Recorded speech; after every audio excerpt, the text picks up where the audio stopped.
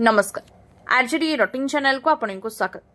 नागबली में भासुची धला विष शिल्पानुष्ठान केमिकल मैला जो संकट में गोटेपटे रायगड़ा जिले में जीवन रेखा कहुवा नागबली नदी हेले अंपटे यही पवित्र नदी आज अस्तित्व हर बसुची। नदी बक्षरे पानी परिवर्ते भासुची विषाक्त धला फेण बा केमिकल फोम।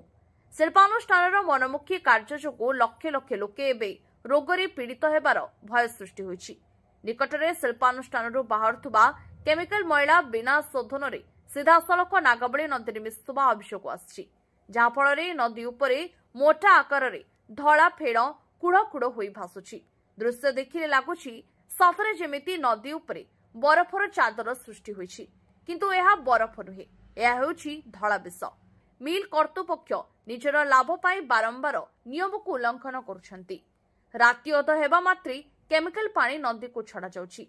एही पानी व्यवहार करी नदी कूले लोके विशेष करी चांदली और आखपाख गाँवर लोके चर्म रोगर आक्रांत होउछंती। केवल मनीष नुहे नदी थिबा माछ और अन्य जीवजंतु मध्य मरी भासुथिबा देखिबाकु मिलिछि। गोटे बड़ शिल्प संस्था निज सुविधा पाई परिवेश और जनसाधारण जीवन सहित खेलुथिले मध्य जिला प्रशासन और प्रदूषण नियंत्रण बोर्ड सबु जाणीशुणी चुप बसछि।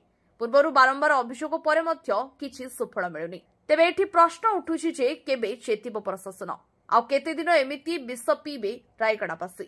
तेबे अविलंबे सरकार एही धलाफेण समस्या प्रति दृष्टि देई दृढ़ कार्यानुष्ठान ग्रहण करबाकू साधारण दाबी होइछि।